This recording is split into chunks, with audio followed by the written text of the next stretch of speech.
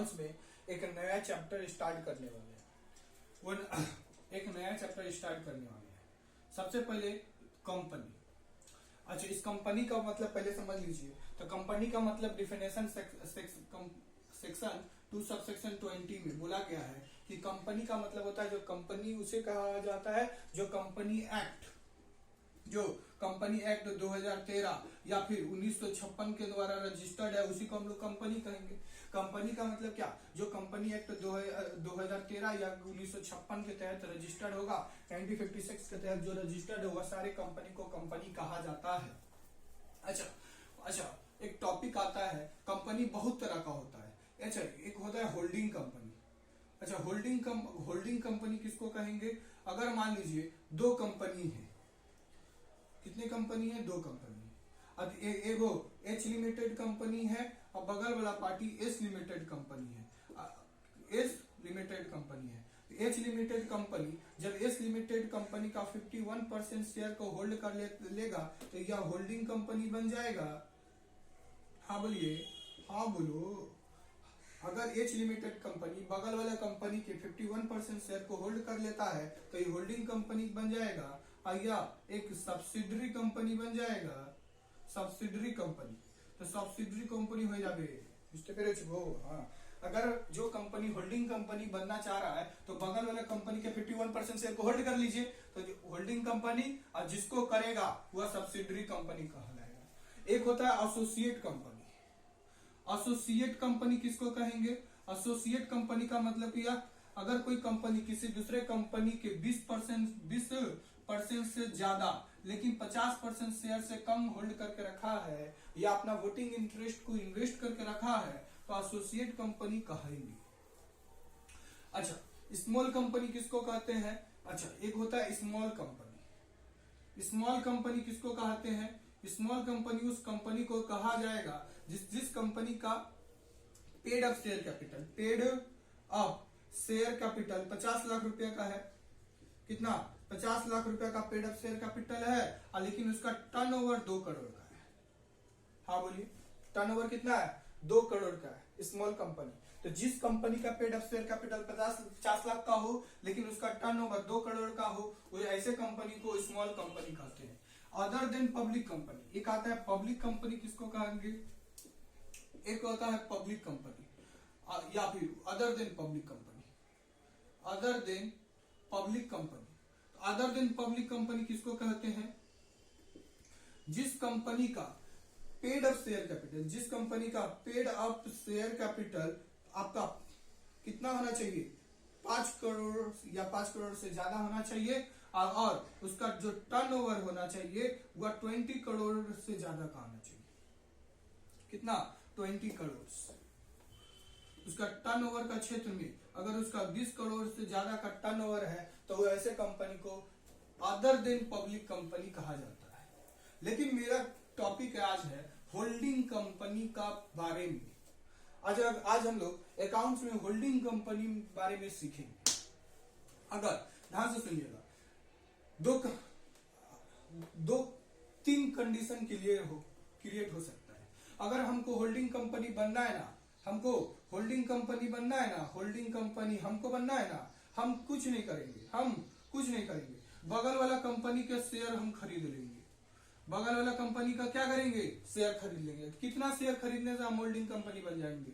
51%, more than 51% share को हम खरीद लेंगे।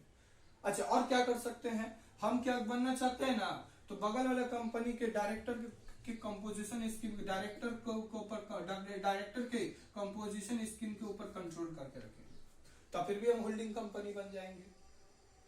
यहाँ पर क्या हो सकता है? मेरे पास यहाँ पर 2 कंपनी का डेटा रह सकता है, 2 कंपनी का बैलेंस शीट रहेगा। मेन काम किसका? मेरा शेयर कैपिटल, मेरा कंपनी का शेयर कैपिटल कितना रुपया का है वह रहेगा। मेरा एक कंपनी का बैलेंस शीट रहेगा। मान लीजिए ये एच लिमिटेड कंपनी का बैलेंस शीट है या एस लिमिटेड का कंपनी का बैलेंस शीट है। 2 कंपनी का बैलेंस शीट जो गिवन रहेगा। अच्छा, मेरा बिल्डिंग है, मेरा लैंड है और मेरा कैश है। तो 20 लाख इधर 20 lakhs, 10 लाख 10 लाख, हाँ बोलिए 10 लाख 10 लाख 5 लाख 20 लाख हो गया। उसके बाद उसका कंपनी का शेयर रहेगा, उसका क्रेडिटर रहेगा, उसका बिल्डिंग रहेगा, मेरा बिल्डिंग रहेगा, उसका बिल्डिंग रहेगा, उसका लैंड रहेगा। मान लीजिए उसका 10 लाख है, 20 लाख है, 10 लाख है और 10 लाख है। हाँ बोलिए यहाँ पर कितना आ गया 30 लैक्स, यहाँ पर भी आ गया 30 लैक्स, यहाँ पर करना पड़ेगा 20 लैक्स।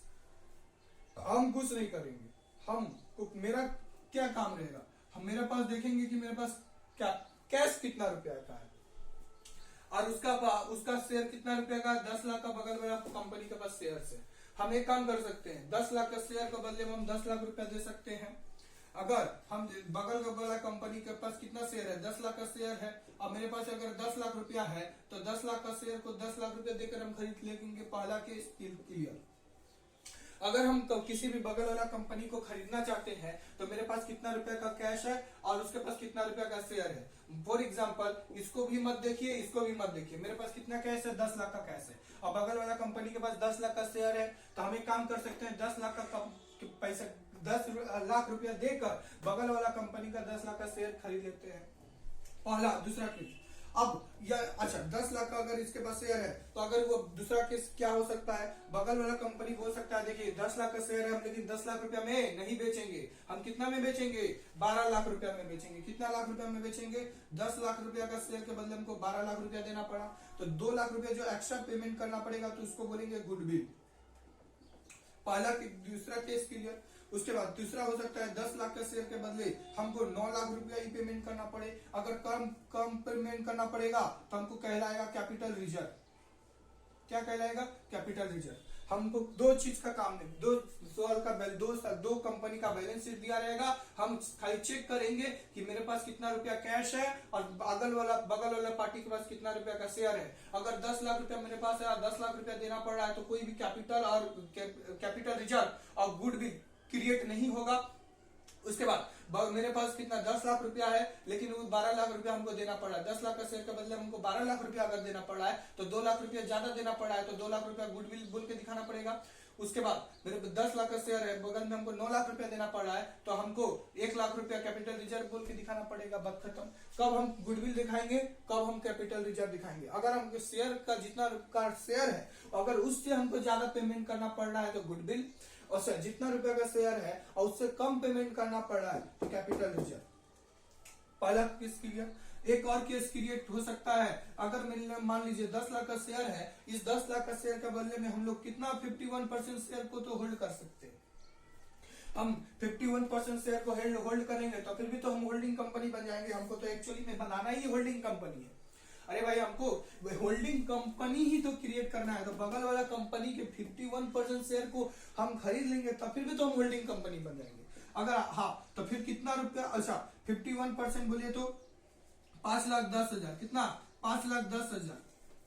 अब इस 5,10,000 मतलब क्या, हम 5,10,000 का शेयर खरीद ले। अब अब बगल उससे पूछो, जिसका है शेयर उससे पूछो कि 5,10,000 शेयर का कितना दाम लेगा। एक अगर 5,10,000 के बदले में 5,10,000 रुपया ही लेगा तो ना ही मेरा गुडविल क्रिएट होगा ना कैपिटल रिजर्व क्रिएट होगा। अगर उससे पूछो कि 5,10,000 के बदले में हमको 7 लाख रुपया पेमेंट करना पड़ेगा तो ज्यादा पेमेंट करना पड़ रहा है तो यहाँ पर गुडविल क्रिएट हो जाएगा। अगर उससे पूछो कि 5,10,000 शेयर के बदले में हमको 4 लाख रुपया पेमेंट करना पड़ रहा है तो कैपिटल रिजर्व क्रिएट होगा। अब 5,10,000 के बदले में 5,10,000 पेमेंट करना पड़ा तो कुछ नहीं क्रिएट होगा। ए बाबा, बस कंसेप्ट क्लियर। अगर हम कब माइनॉरिटी इंटरेस्ट होगा, कब गुडविल होगा, कब कैपिटल रिजर्व होगा, तो हम लोगों का होल्डिंग कंपनी में 3 चीज से खेलेंगे। एक हम लोग खेलेंगे माइनॉरिटी इंटरेस्ट, एगो खेलेंगे गुडविल, एगो खेलेंगे कैपिटल रिजर्व। हो सकता है बगल वाला कंपनी का कितना, अच्छा ये कौन है, एस लिमिटेड कंपनी है, ये कौन है, मेरा एच लिमिटेड कंपनी है, इसके पास कितना शेयर है, 1 लाख रुपया का शेयर है, मतलब एक शेयर का वैल्यू कितना हुआ 10,000। 10,000 इंटू 10 रुपया करके कितना रुपया का शेयर हुआ? 1,00,000 रुपया का शेयर हुआ। अच्छा, हम कितना शेयर खरीद रहे हैं? मान लीजिए 8,000 शेयर खरीद रहे हैं। कितना शेयर था? 10,000 का शेयर था, तो कितना रुपया आया? 80% आया। माइनॉरिटी इंटरेस्ट कितना निकला? 20%। मतलब माइनॉरिटी इंटरेस्ट कैसे निकाले? 2,000 गुना में 10 भागा में 100, 100 गुना में 100 भागा में 10,000, कितना आया? 20%। अब ये जो आप 80% निकाल के लाए हैं, हम कितना शेयर था? 10,000 का शेयर था, हम वो 8,000 शेयर ही लिए। इसको क्या बोलेंगे? इसको बोलेंगे डीओसी। डीओसी मतलब डिग्री ऑफ कंट्रोल। हाँ, अगर मेरे पास 10,000 का शेयर उसके पास था 10 रुपया करके, बगल वाला पार्टी के पास 10,000 का शेयर है, अब एक शेयर 10,000 का शेयर, ओ बाबा 10,000 का शेयर है और एक शेयर का वैल्यू 10 रुपया करके है। हमने 8,000 शेयर ही लिया। हमने कितना शेयर लिया? 8,000 रुपया।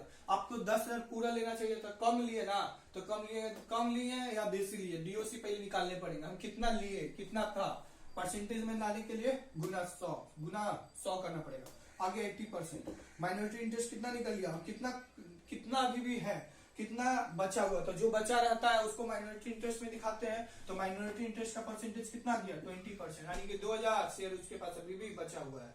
हाँ बोलिए। उसके बाद हमको कैपिटल रिजर्व कैलकुलेशन कैसे करेंगे? हमने कितना रुपया का इन्वेस्टमेंट करके रखे हैं? हाँ बोलिए, कितना रुपया का? 1,00,000 रुपया का शेयर है और हमने इन्वेस्टमेंट कितना रुपया कर दिए हैं? मान लीजिए हम 1,20,000 रुपया का इन्वेस्टमेंट करके रख दिए। हाँ बोलिए, तो इन्वेस्टमेंट कितना रुपया का हम दिखाएंगे? 1,20,000 रुपया का इन्वेस्टमेंट दिखाएंगे। अच्छा, इससे लेस क्या करना पड़ेगा हमको? Capital profit. कैपिटल प्रॉफिट, या कैपिटल प्रॉफिट कैसे निकलेगा? सवाल की एडिशनल इंफॉर्मेशन में बता दिया जाएगा। Pre acquisition profit. Capital profit में क्या आएगा? दो चीज, एक मेरा जनरल रिजर्व आएगा और एक आएगा आपका profit and loss. Profit and loss आएगा। यह दो चीज को मिलाकर कैपिटल प्रॉफिट बनता है। ये दो चीज को मिलाकर क्या बनेगा? कैपिटल प्रॉफिट बनेगा। अब इससे लेस क्या करना पड़ेगा? इससे लेस करेगा ना पड़ेगा माइनॉरिटी इंटरेस्ट का पैसा। माइनॉरिटी इंटरेस्ट कितना रुपया का है? 20%। इससे लेस क्या करेंगे? इससे लेस करेंगे फेस वैल्यू ऑफ शेयर। क्या लेस करेंगे? Face value of share. Face value of shares. हाँ बोलिए, मेरा क्या आएगा? अगर मेरा पॉजिटिव में आएगा तो गुडविल, नेगेटिव में, अगर मेरा नेगेटिव में आया, डब्बा में आया, माइनस में आया तो कैपिटल रिजर्व, पॉजिटिव में आएगा तो गुडविल दिखाएंगे। Concept clear? तो हम लोग को सबसे पहले कोई भी सवाल होल्डिंग कंपनी का रहे, सबसे पहले हम लोग को डीओसी निकालना पड़ेगा, फिर माइनॉरिटी इंटरेस्ट निकालना पड़ेगा और कैलकुलेशन ऑफ माइनॉरिटी इंटरेस्ट निकालेंगे। उसके बाद हम लोग कितना रुपया की इन्वेस्ट किए हैं और उसके बाद हम लोग गुडविल और कैपिटल रिजर्व निकालने वाले हैं। हाँ बोलिए, गुडविल कैपिटल रिजर्व निकालने वाले हैं। अच्छा, उससे पहले हम लोग को होल्डिंग कंपनी में एगो कंपनी का बैलेंस शीट का एक फॉर्मेट देखने वाले हैं। अगर आपको कंपनी का बैलेंस शीट बना लिए तो मेरा काम हो जाएगा। कंपनी का बैलेंस शीट कैसे तैयार किया जाता है? आपको कोई भी सवाल आएगा, कंपनी का बैलेंस शीट के थ्रू ही बनाना है। तो हमको कंपनी का बैलेंस शीट हमको पता होना चाहिए। हम लोगों को एक कंपनी का बैलेंस शीट क्रिएट करने वाले हैं।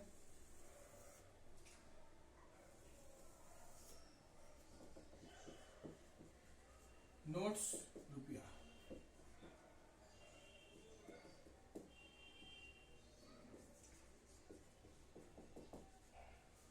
Consolidated balance sheet. तो होल्डिंग अच्छा, और एक बात और क्लियर कर दे, सबसे पहले होल्डिंग कंपनी में डीओसी निकालेंगे। दूसरा हम लोग माइनॉरिटी इंटरेस्ट निकालेंगे। हाँ बोलिए। फिर हम लोग तीसरा कैलकुलेशन दिखाएंगे। क्या? Calculation of minority interest.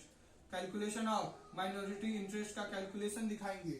उसके बाद चौथा अनरियलाइज प्रॉफिट अगर दिया हुआ रहे तो अनरियलाइज प्रॉफिट देंगे।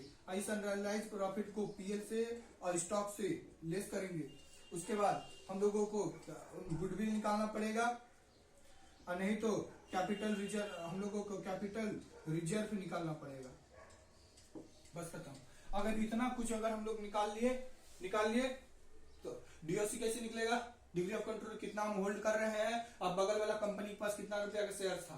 अच्छा, खत्म।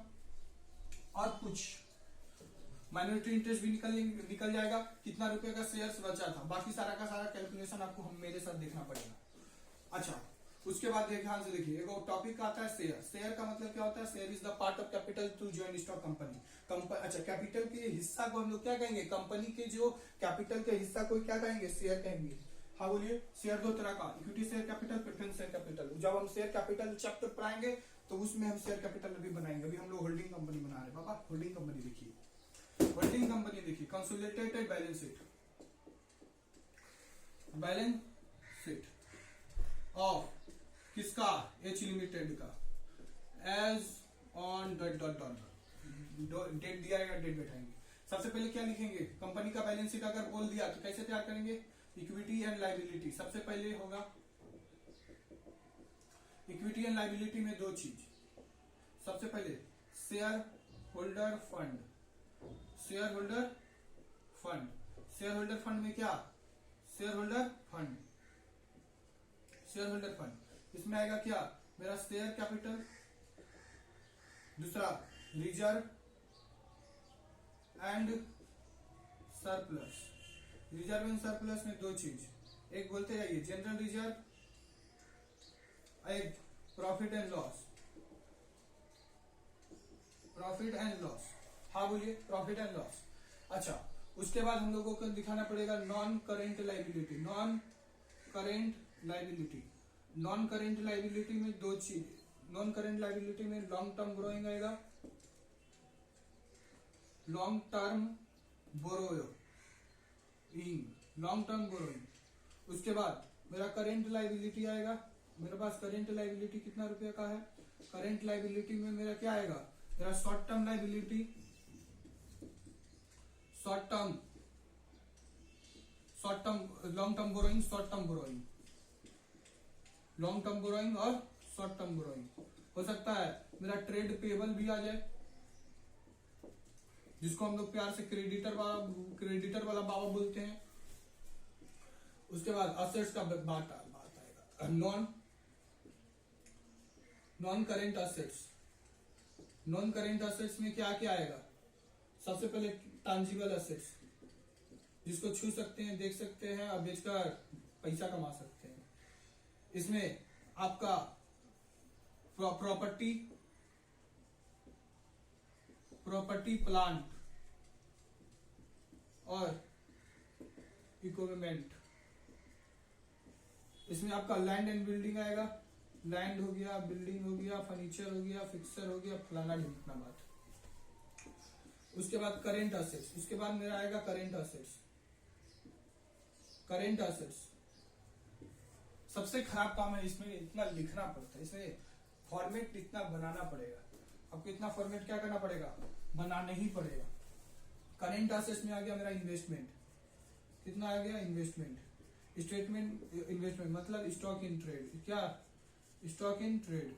उसके बाद आ गया मेरा इन्वेस्टमेंट के बाद आ गया मेरा trade receivable, sorry trade receivable. Sorry, very very good, very good, very good, खूब भालो, खूब भालो, खूब भालो काज करछो डेटर। उसके बाद क्या आएगा? मेरा कैश एंड कैश इक्विवेलेंट। क्या आएगा? Cash and cash equivalent. खूब भालो काज, खूब भालो काज। अकाउंट्स पढ़े पढ़े पागल हो जाओ, पागल हो जाए। कंपनी बना देंगे, कंपनी बनाएंगे हम। देखिए, मेरा काम खत्म हो गया। अगर मेरे पास गुडविल रहेगा तो उसको भी गुडविल भी तो देना पड़ेगा। हाँ बोलिए, गुडविल रहेगा तो गुडविल देना पड़ेगा ना बाबा। दिखते होबे तो ना दिले काज की करे होबे, लिखते होबे, खूब लिखो। चलिए मेरा काम फॉर्मेट तैयार हो गया। अगर आपको होल्डिंग कंपनी में कोई भी सवाल आए, कोई भी सवाल, आंख बंद करके फॉर्मेट को लिखना है सर्वप्रथम। हाँ बोलिए, सबसे पहले फॉर्मेट, कंपनी का फॉर्मेट इसी प्रकार बनाएंगे। क्लियर? चलिए, सबसे पहले इक्विटी एंड लायबिलिटी बोलते जाइए। Equity and liability, equity and liability में शेयर होल्डर फंड, फिर शेयर कैपिटल, फिर reserve and surplus. Reserve and surplus में दो चीज, एक जनरल रिजर्व, एक प्रॉफिट एंड लॉस। दूसरा non current liability, non current liability में दो चीज, लॉन्ग टर्म बोरोइंग है, लॉन्ग टर्म बोरोइंग में क्या आएगा, डिवेंचर वगैरह आएगा। अच्छा, उसके बाद करेंट लाइबिलिटी, करेंट लाइबिलिटी में शॉर्ट टर्म बोरोइंग और क्रेडिटर वगैरह जिसको ट्रेड पेबल बोलते हैं, खत्म। Number next, other current liability भी इसी में आएगा। असेट्स, असेट्स में सबसे पहले non current assets, tangible asset, property plant equipment, उसके बाद land building furniture and fixture. फिर करेंट असेट्स, करेंट असेट्स आपको पता है, stock in investment, stock in trade, trade receivable, debtor वगैरह, cash and cash equivalent, goodwill, intangible assets और कुछ भी अदर करेंट असेट्स। और भी इंफॉर्मेशन तो अदर करेंट असेट्स से बोल के डाल दीजिएगा। कोई भी सवाल आएगा, सबसे पहले क्या करना है, सबसे प्रथम आपको फॉर्मेट तैयार करना है और सर्वप्रथम आपको क्या निकालना पड़ेगा, डीओसी निकालना पड़ेगा। डीओसी क्या निकालने पड़ेंगे, डीओसी। डीओसी कैसे निकलेगा, बगल वाला कंपनी के पास देखिए कितना रुपया का शेयर है और हमने कितना रुपया का शेयर खरीदा। बगल वाला हो कंपनी के पास दिखा बैलेंस शीट में हो सकता है, इधर में आपका एच लिमिटेड कंपनी हो, इधर में आपका एस लिमिटेड कंपनी हो, इसमें का बैलेंस शीट में 1 लाख रुपए का शेयर दिखा रहा होगा। हाँ बोलिए, तो इसका मतलब क्या, 10,000 का शेयर था और 10 रुपया करके तभी ना 1 लाख रुपया दिखा रहा है बाबा। 1 लाख रुपया का शेयर आपको बैलेंस शीट में दिखा रहा होगा उसका, तो इसका मतलब 10,000, एगो शेयर का वैल्यू कितना रुपया है, 10,000 का एगो शेयर का फेस वैल्यू 10 रुपया है और उसके पास 10,000 का शेयर है। उस शेयर में हम हो सकता है ये आपका होल्डिंग कंपनी के 8,000 रुपया आपको दिखा रहा हो या 9,000 रुपया दिखा रहा हो, इसका मतलब उसके पास 10,000 शेयर था और हमने 8,000 शेयर खरीदा। 6,000 दिखा रहा हो, हमने उसका 10,000 शेयर था, हमने उसका 10,000 शेयर के बदले 6,000 शेयर खरीदा। तो सबसे पहले डीओसी हम निकालेंगे। डीओसी में कैसे निकलेगा, उसके पास कितना, हमने कितना रुपया का शेयर खरीदा, तो हमने 8,000 का शेयर खरीदा और उसके पास 10,000 का शेयर था और परसेंटेज में आने का है 100, कितना आ गया 80%, कितना आ जाएगा 80%, खत्म। नंबर नेक्स्ट, उसके बाद हम लोगों को माइनॉरिटी इंटरेस्ट निकल जाएगा आराम से, खूब भालो करे निकल बेरा। 2,000 कितना शेयर नहीं खरीदे, 2,000 शेयर नहीं खरीदे, कितना में नहीं खरीदे, 10,000 में, 10,000 का शेयर में 2,000 शेयर नहीं खरीदे, यानी कि 20%। अब उसके बाद हम लोगों को क्या निकालना पड़ेगा, कैलकुलेशन दिखाना पड़ेगा, calculation of minority interest. Calculation of minority interest कैसे निकालेंगे, कैलकुलेशन ऑफ माइनॉरिटी इंटरेस्ट, सबसे पहले हम लोगों को दिखाना पड़ेगा टोटल, एच लिमिटेड कंपनी और मेरा एस लिमिटेड कंपनी, दो कंपनी। सबसे पहले हम लोगों को निकालना पड़ेगा कैपिटल प्रॉफिट। क्या निकालना पड़ेगा, capital profit. Capital profit, capital profit कितना कैसे आएगा, दो चीज, एक जनरल रिजर्व कितना है और प्रॉफिट एंड लॉस कितना है, profit and loss, profit and loss कितना रुपया का है। मेरे पास जनरल रिजर्व कितना है और मेरे पास प्रॉफिट एंड लॉस कितना रुपया का है। मेरा पास जनरल, अच्छा सबसे पहले डीओसी निकल गया, माइनॉरिटी इंटरेस्ट निकल गया, अब कैलकुलेशन ऑफ माइनॉरिटी इंटरेस्ट पूरा लिख देते हैं। माइनॉरिटी इंटरेस्ट, हाँ बोलिए, अच्छा